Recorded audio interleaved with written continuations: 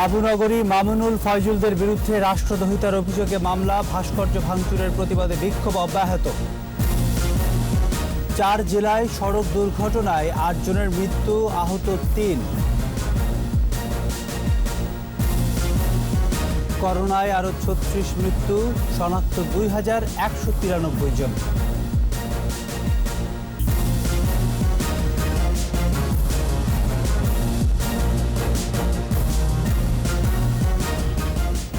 শুনছিলেন first security ইসলামী bank limited সংবাদ শিরোনাম।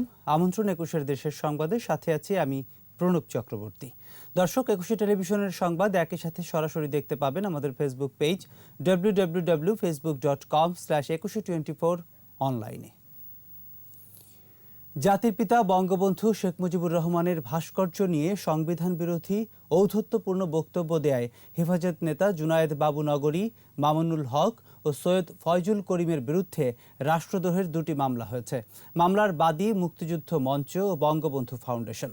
2 মামলার শুনানি শেষে 7 জানুয়ারির মধ্যে পুলিশ ব্যুরো অব ইনভেস্টিগেশন পিবিআইকে তদন্ত প্রতিবেদন দাখিলের নির্দেশ দিয়েছেন আদালত। আহমদ বাবুকে সাথে নিয়ে বিস্তারিত জানাচ্ছেন দীপু সারোয়ার।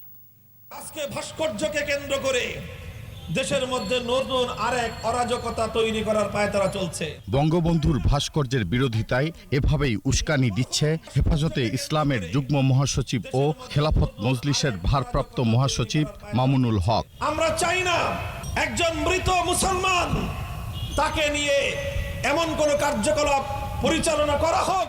মামুনুল হকের রাজনৈতিক গুরু হেফাজতে ইসলামের আমির জুনাইদ বাবুনগরীও কম যান না। আমি আল্লাহর কসম করিয়া বলবো, কেউ যদি আমার আব্বার ভাস্কর্য বসায়, সর্বপ্রথম আমি আমার আব্বার ভাস্কর্যকে ছিঁড়ে টেনে হেসড়ে ফেলে দেব। শুধু বঙ্গবন্ধু নয়, সারা দেশের সব ভাস্কর্য ভেঙে ফেলার পাশাপাশি মুসলিম বিশ্বে ছড়িয়ে ছিটিয়ে থাকা ভাস্কর্যও ভেঙে ফেলতে চায় এই গোষ্ঠীটি।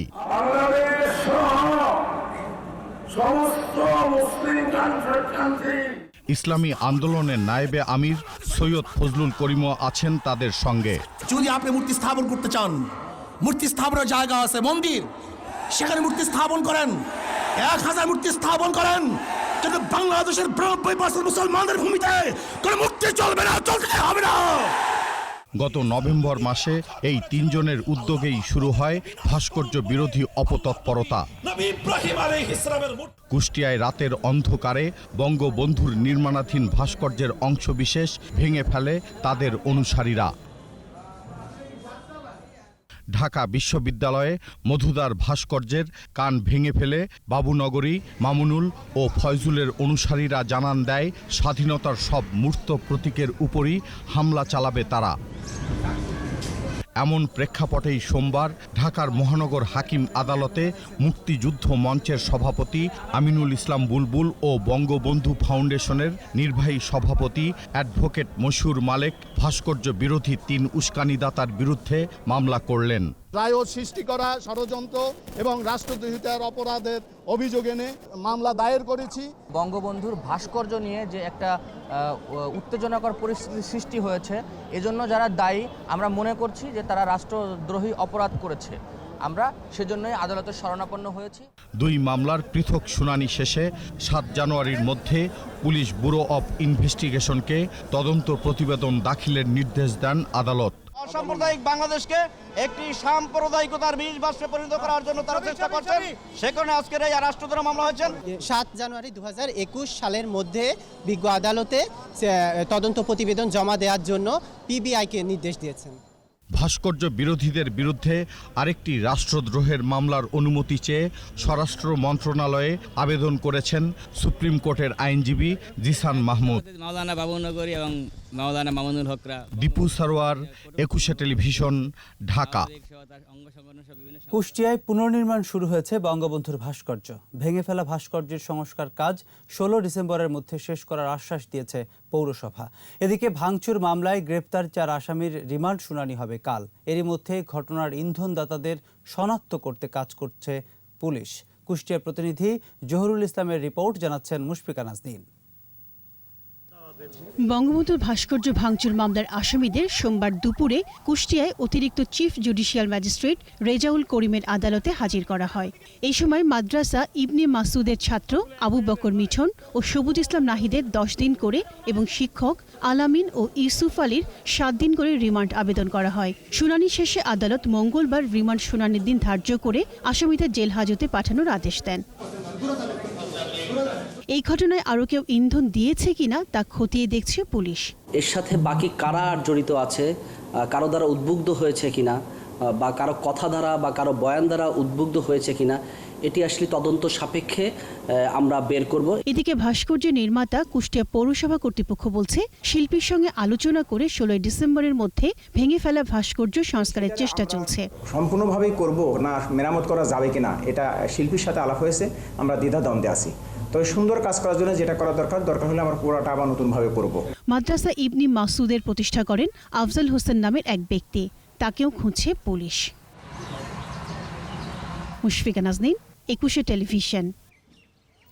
স্বাধীনতার পরাজিত শক্তি ও উগ্র মৌলবাদীরা কুষ্টিয়ায় জাতির পিতা বঙ্গবন্ধু শেখ মুজিবুর রহমানের ভাস্কর্য ভাঙচুরের প্রতিবাদে দেশের বিভিন্ন স্থানে চলছে প্রতিবাদ কর্মসূচি। চট্টগ্রামে প্রতিবাদ সমাবেশ ও বিক্ষোভ করেছে বিভিন্ন সামাজিক, সাংস্কৃতিক ও রাজনৈতিক সংগঠন। রেল স্টেশন চত্বরে যুবলীগের মহানগর যুগ্ম আহ্বায়ক ফরিদ মাহমুদের নেতৃত্বে প্রতিবাদ সমাবেশ ও বিক্ষোভ মিছিল বের করা হয়। চাঁপাইনবাবগঞ্জের শিবগঞ্জ উপজেলা যুবলীগের উদ্যোগে বিক্ষোভ মিছিল বের করা হয়। ভাস্কর্য ভাঙার প্রতিবাদ এবং জড়িতদের দৃষ্টান্তমূলক শাস্তির দাবিতে বিক্ষোভ করেছে নরসিংদী জেলা ছাত্রলীগ। পাবনায় মানববন্ধন করেছে স্বাধীনতা শিক্ষা পরিষদ। গাইবান্ধা জেলা আওয়ামী লীগ ও সহযোগী সংগঠনের উদ্যোগে জেলা আওয়ামী লীগের প্রতিবাদ বিক্ষোভ মিছিল হয়। এ সময় তারা ভাস্কর্য ভাঙার সাথে জড়িতদের কঠোর শাস্তির দাবি জানান। বাংলাদেশকে আফগানিস্তান বানানোর চেষ্টা করেন না, তাহলে ছাত্রলীগ কিভাবে প্রতিরোধ করতে হয় তা আমরা জানি। যারা ধর্মের রাজনীতি করে, যারা মৌলবাদের রাজনীতি করে, সেই সাহস এই দেশে তাদের নেই। পৃথক সড়ক দুর্ঘটনায় গাজীপুর ভোলার ইলিশা সড়ক, মুন্সিগঞ্জের গজারিয়া ও কুষ্টিয়ায় 8 জন নিহত হয়েছে। এ সময় আহত হয় 3 জন। গাজীপুরের শালনা ও পুবাইল এলাকায় সড়ক দুর্ঘটনায় মোটরসাইকেল আরোহী সহ 3 জন নিহত হয়। সকালে ভোলার ইলিশা সড়কের ব্যারিস্টার কাচারি এলাকায় বাসের সাথে সিএনজির সংঘর্ষে 2 জন নিহত হয়। গুরুতর আহত 3 জনকে ভোলা সদর হাসপাতালে ভর্তি করা হয়। এ সময় উত্তেজিত জনতা সড়ক অবরোধ করে 3টি বাস ভাঙচুর করে এবং দুর্ঘটনা কবলিত বাসে আগুন লাগিয়ে দেয়। পরে ফায়ার সার্ভিস কর্মীরা এসে আগুন নিয়ন্ত্রণে আনে। এদিকে মুন্সিগঞ্জের গজারিয়ায় সড়ক দুর্ঘটনায় 2 পথচারী নিহত হয়েছে। সকালে বাউশিয়া এলাকায় একটি পিকআপ ভ্যান নিয়ন্ত্রণ হারালে 2 পথচারী ঘটনাস্থলেই নিহত হন। এ ঘটনায় চালক পালিয়ে গেলেও পিকআপটি জব্দ করা হয়েছে। কুষ্টিয়ার দৌলতপুরে সড়ক দুর্ঘটনায় প্রাণ গেছে আরও একজনের।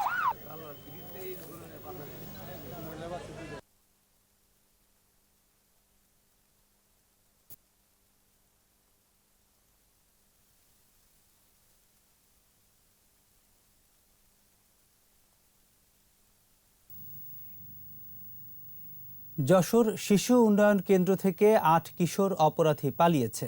কেন্দ্রের সহকারী পরিচালক জাকির হোসেন জানান, সিসি ক্যামেরার ভিডিও চিত্র থেকে দেখা গেছে রবিবার দিবাগত রাত 2:15 দিকে জানালার গ্রিল ভেঙে তারা পালিয়ে যায়। পলাতক ওই কিশোররা এক কক্ষে থাকত। যশোর পুলিশের বিশেষ শাখার অতিরিক্ত পুলিশ সুপার তহিদুল ইসলাম জানান, পলাতক 8 কিশোর হচ্ছে যশোরের হৃদয়, ফারদিন দুর্জয় ও আব্দুল কাদের, খুলনার রোহান গাজী ও সোহাগ শেখ, নড়াইলের মুন্না গাজী, গোপালগঞ্জের শাহ আলম ও বরিশালের মাইনুর রহমান সাকিব। কোভিড-19 দেশে আরও 36 জনের মৃত্যু হয়েছে। এর মধ্যে 24 জন পুরুষ। মৃতের সংখ্যা বেড়ে 6,874। স্বাস্থ্য অধিদপ্তরের তথ্য অনুযায়ী 24 ঘন্টায় 14,369টি নমুনা পরীক্ষায় 2,198 জনের দেহে করোনা ভাইরাস শনাক্ত হয়েছে। নতুন 2,663 জন সহ সুস্থ হয়েছে 3,98,623 জন। দৈনিক সংক্রমণ হার 15.30%। দেশে করোনায় মৃত্যু হার 1.43%। দেশে এ পর্যন্ত করোনা পরীক্ষা হয়েছে 28,77,538। দেশের বিভিন্ন স্থানে চিনি কল সমূহ বন্ধের প্রতিবাদে বাংলাদেশ চিনি শিল্প শ্রমিক কর্মচারী ও আখ চাষী ফাউন্ডেশন কর্তৃপক্ষ ঘোষিত ৫ দফা দাবিতে মিল চত্বরে কর্মবিরতি ও বিক্ষোভ মিছিল করেছে শ্রমিক কর্মচারী ও আখ চাষীরা। চুয়াডাঙ্গায় সকাল ৮টা থেকে বেলা ১০টা পর্যন্ত দর্শনা কেরু অ্যান্ড কোম্পানির শ্রমিক কর্মচারীরা কর্মবিরতি পালন করে। এরপর আখ চাষীদের সাথে নিয়ে মিল এলাকায় বিক্ষোভ মিছিল করে শ্রমিক কর্মচারীরা। গাইবান্ধাস্থ রংপুর চিনিকলে আখ মাড়াই বন্ধের সিদ্ধান্তের প্রতিবাদে বিক্ষোভ সমাবেশ ও সড়ক অবরোধ করে শ্রমিক কর্মচারীরা। এ সময় বক্তারা বলেন, লাখ লাখ মানুষের রুটি রুজির হাতিয়ার চিনিকলগুলো এদেশের ইতিহাস ঐতিহ্যের অংশ। এলাকার আর্থসামাজিক উন্নয়নের ব্যাপক ভূমিকা রেখে চলেছে। সুতরাং চিনিকল বন্ধ করার সকল অপতৎপরতা প্রতিহত করা হবে। এরপরও দাবি মানা না হলে আরও বৃহৎ আন্দোলন গড়ে তোলা হবে। আওয়ামী লীগ সরকার ক্ষমতায় এসে নির্বাচন কমিশনকে দলীয় সংস্থা হিসেবে বিবেচনা করে প্রশাসনকে ব্যবহার করে আসছে। তাই নির্বাচন কমিশনের ওপর জনগণের কোনো আস্থা নেই বলে মন্তব্য করেছেন বিএনপি মহাসচিব মির্জা ফখরুল ইসলাম আলমগীর। দুপুরে ঢাকা থেকে ঠাকুরগাঁও যাবার পথে সৈয়দপুর বিমানবন্দরে সাংবাদিকদের তিনি এসব কথা বলেন। বর্তমান নির্বাচন কমিশনকে হাস্যকর ও অযোগ্য উল্লেখ করে তিনি আরও বলেন, এখন পর্যন্ত এই কমিশন কোনো বিশ্বাসযোগ্য নির্বাচন দিতে পারেনি। এ সময় স্থানীয় দলীয় নেতাকর্মীরা উপস্থিত ছিলেন।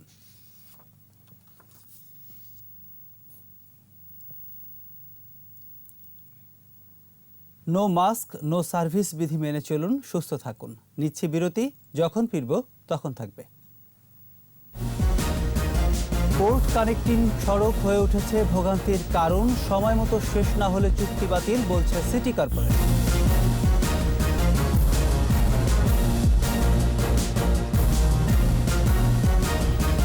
আবারও আমন্ত্রণ ২১-এর দেশের সংবাদ।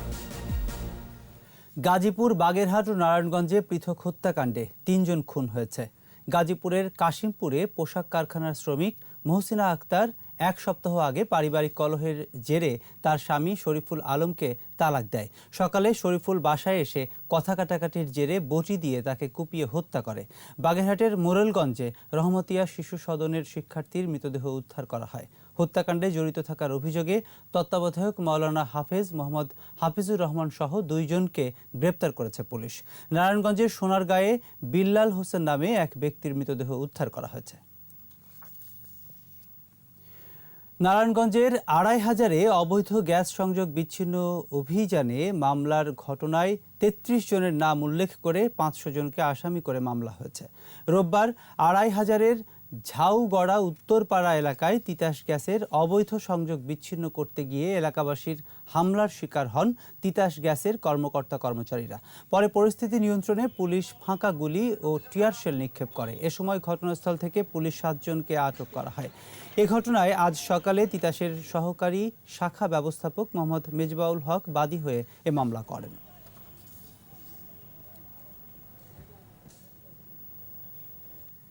জাতির পিতার উত্তরসূরি প্রধানমন্ত্রী শেখ হাসিনার বলিষ্ঠ নেতৃত্বে বাংলাদেশ আজ উন্নয়নের রোল মডেলে পরিণত হয়েছে, এমন মন্তব্য করেছেন defence services command and staff কলেজের commander major general Akbar Hossain. সকালে সাভার সেনানিবাসে এক অনুষ্ঠানে তিনি আরও বলেন, হাজার বছরের শ্রেষ্ঠ বাঙালি জাতির পিতা বঙ্গবন্ধু শেখ মুজিবুর রহমানের একক এবং বলিষ্ঠ নেতৃত্বে সূচনা হয়েছিল স্বাধীনতার সংগ্রাম। এ সময় মুক্তিযুদ্ধে আত্মোৎসর্গকারী সকল বীর শহীদ মুক্তিযোদ্ধাদের প্রতি কৃতজ্ঞতা জানিয়ে তিনি সেনাবাহিনীর মর্যাদা সমুন্নত রাখতে সকলের প্রতি আহ্বান জানান। অনুষ্ঠানে সেনাবাহিনীর ঐতিহ্য এবং রীতি অনুযায়ী প্রথম কর্নেল কমান্ড্যান্ট হিসেবে মেজর জেনারেল আকবর হোসেনকে র্যাঙ্ক ব্যাচ পরিয়ে দেওয়া হয়। স্বাধীনতার ৪৯ বছরেও সংরক্ষণ করা হয়নি জামালপুর সরিষাবাড়ির ৭ পোয়া গণকবর ও বধ্যভূমি। এলাকাবাসীর লাগাতার দাবি সত্ত্বেও নির্মাণ হয়নি কোনো স্মৃতিফলক। তবে জেলা প্রশাসন বলছে গণকবর সংরক্ষণে দ্রুত উদ্যোগ নেওয়া হবে। জামালপুর প্রতিনিধি আরিফ মাহমুদের রিপোর্ট, জানাচ্ছেন মুশফিকা নাজনীন। ১৯৭১ সাল জামালপুরের সরিষাবাড়ি উপজেলার বিভিন্ন স্থানে পথের দুপাশে বাড়িঘর আগুন দিয়ে পুড়িয়ে দেয় পাকিস্তানি হানাদার বাহিনী। এরপর শুরু করে গণহত্যা।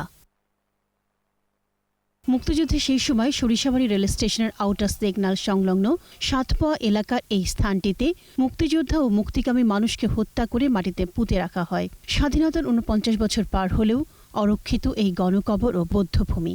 স্বাধীনতার এই বেদনাময় স্মারক এখন চারণভূমি। মুক্তিযুদ্ধের সময় এগরে বাজার থেকে ধরে আইনা মাইরা এখানে ফালাই থুছিল, তুমি এত আইনা গাইরা থুইছে, এটা জায়গাটা পতিত পড়ে আছে।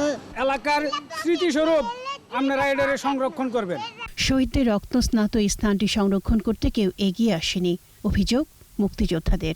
এই জায়গাটা অরক্ষিত এবং এইটা নিয়ে বহুবার আমরা সরকারকে বলার পরেও আজ পর্যন্ত এই জায়গাটা সংরক্ষণ করা সম্ভব হয়নি। আমাদের এই ৭১-এ যারা মারা গেছে তাদেরকে সংস্কার না করাতে আমরা মুক্তিযোদ্ধা হিসাবে অনেক দুঃখ পাই।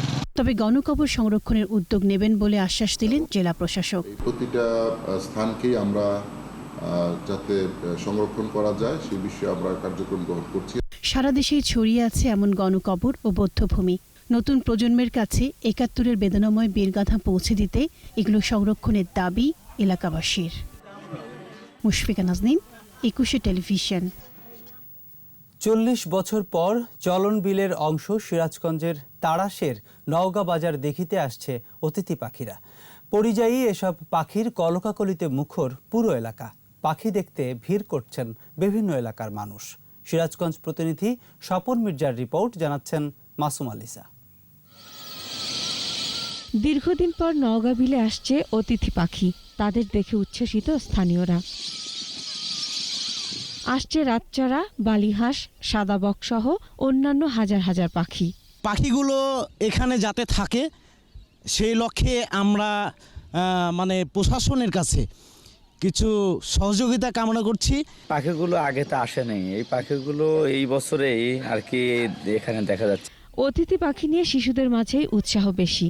এইটা দেখার জন্য এই ব্রিজে সন্ধ্যাবেলায় অনেক প্রচুর মানুষ হয়। ভোরে পাখিগুলো কোন জায়গা থেকে যেন আসে, আবার সারাদিন থেকে সন্ধ্যাবেলায় আবার কোনো যেন চলে যায়। আমাদের খুব সুন্দর লাগে পাখিগুলো দেখে, আমাদের খুব ভালো মনে হচ্ছে।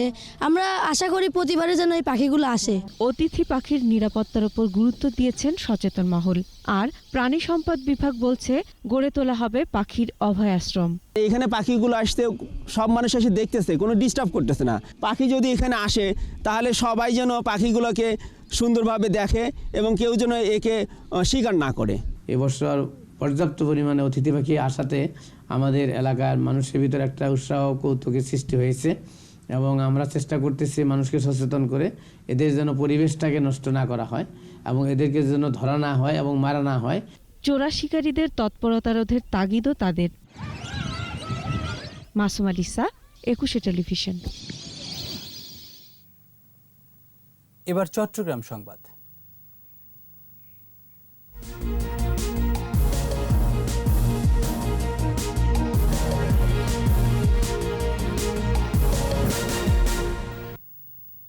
চট্টগ্রামের পোর্ট কানেক্টিং সড়কটি স্থানীয়দের ভোগান্তির কারণ হয়ে উঠেছে। সড়কটির সংস্কার কাজ শুরু হয় ২০১৭ সালের শেষের দিকে। শেষ হওয়ার কথা ছিল ২০১৯ সালের মে মাসে। তৃতীয় দফায় কাজ শেষ করার লক্ষ্য দেয়া হয়েছে আগামী বছরের ফেব্রুয়ারি পর্যন্ত। বিপ্লব মজুমদারের ক্যামেরায় একরামুল হকের রিপোর্ট, জানাচ্ছেন মাসুম আলিসা। ৬ লেনের পোর্ট কানেক্টিং সড়কটির দৈর্ঘ্য ৬ কিলোমিটার। এর সংস্কারে ব্যয় ধরা হয় ১৫০ কোটি টাকা। কাজ ভাগ করে দেয়া হয় ৪ ঠিকাদারকে। নির্দিষ্ট সময় সংস্কার শেষ না হওয়ায় এই সড়কে মানুষের যাতায়াত কমে যায়। অনেক ব্যবসায়ী তাদের প্রতিষ্ঠান সরিয়ে নেন। ২০১৭ সালে এই শেষ ভাগ থেকে এই রাস্তাটার কাজ শুরু হয়েছে। শুরু হওয়ার পরে আজ পর্যন্ত ৩ বছর অতিবাহিত হয়ে গেছে, এখন পর্যন্ত এই রাস্তাটা ইনকমপ্লিট। আলোচিত সমালোচিত জি.কে. শামীমের প্রতিষ্ঠানও এই প্রকল্পে কাজ পায়। শামীম গ্রেফতার হলে তার প্রতিষ্ঠান কাজ ফেলে সটকে পড়ে। অন্য ঠিকাদাররাও কাজ করছে ধীর গতিতে, জানান সিটি কর্পোরেশনের প্রশাসক। বন্দর বাঁচলে বাংলাদেশ বাঁচবে। বন্দরের যদি প্রোডাক্টিভিটি একে বজায় রাখতে হয় তাহলে আমার এই রোডগুলোকে ঠিক রাখতেই হবে। আগামী ফেব্রুয়ারির মধ্যে কাজ শেষ করতে না পারলে ঠিকাদারের সঙ্গে চুক্তি বাতিল করা হবে বলে জানান তিনি। আগামী ফেব্রুয়ারি পর্যন্ত এটার মেয়াদ আছে কাজ শেষ করার। অনেক বড় কাজ, ৯ ইঞ্চি কার্পেটিং হবে। অর্থাৎ এখন আমরা চেষ্টা করতেছি এই ডিসেম্বরের মধ্যে একটা সাইড খুলে দেব। এমন পরিস্থিতির জন্য প্রাকৃতিক দুর্যোগ দায়ী বলে দাবি করেন একজন ঠিকাদার। করোনার কারণে আমরা কাজ বন্ধ করেছি, পরবর্তী পর্যায়ে কাজ যখন শুরু করলাম প্রবল বর্ষণ হয়েছিল, অক্টোবর পর্যন্ত কাজ করা যায় নাই। যেহেতু আমাকে 28শে ফেব্রুয়ারি পর্যন্ত আমার সময় রয়েছে, 28শে ফেব্রুয়ারির ভিতরে আমি কাজ সম্পন্ন করতে পারবো। পোর্ট কানেক্টিং সড়কের সংস্কার কাজ শেষ হলে চট্টগ্রাম নগরের অন্য সড়কের ওপর পণ্যবাহী ট্রাকের চাপ কমবে, ভোগান্তির অবসান হবে আশেপাশের বাসিন্দাদের। মাসুম আলিসা, 21 টেলিভিশন। কক্সবাজারের টেকনাফে মাছ ধরার ট্রলার থেকে 4.5 লাখ ইয়াবা সহ মিয়ানমারের 3 নাগরিককে আটক করেছে কোস্টগার্ড। ভোরে টেকনাফের সেন্ট মার্টিন ইউনিয়নের ছেড়া দ্বীপের অদূরে সাগরে ইয়াবার চালানের খবরের অভিযান চালায় কোস্টগার্ড। মিয়ানমার থেকে জলসীমার শূন্যরেখা অতিক্রম করে আসা একটি ট্রলারকে থামার নির্দেশ দেয় তারা। এ সময় 3 জন পালানোর চেষ্টা করলে ধাওয়া করে তাদের আটক করা হয়। তল্লাশি করে মিয়ানমারের নগদ 9,51,000 কিয়াট ও ট্রলার জব্দ করা হয়।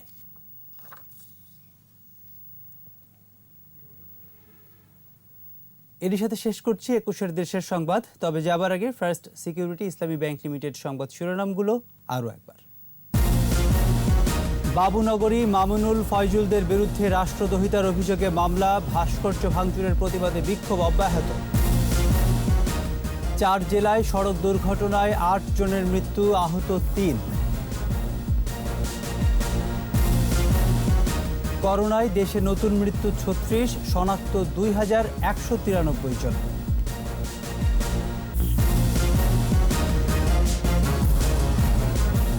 দর্শক, সর্বশেষ খবর জানতে ডায়াল করুন 2021 নম্বরে, ভিজিট করুন 21-tv.com এই ওয়েবসাইটে। এছাড়া ফেসবুকে লগ ইন করতে পারেন facebook.com/2124 অনলাইনে। এতক্ষণ সাথে থাকার জন্য ধন্যবাদ। পরের সংবাদ সন্ধ্যা 7টায় দেখার আমন্ত্রণ রইল। স্বাস্থ্যবিধি মেনে চলুন, সুস্থ থাকুন, 21-এর সাথেই থাকুন।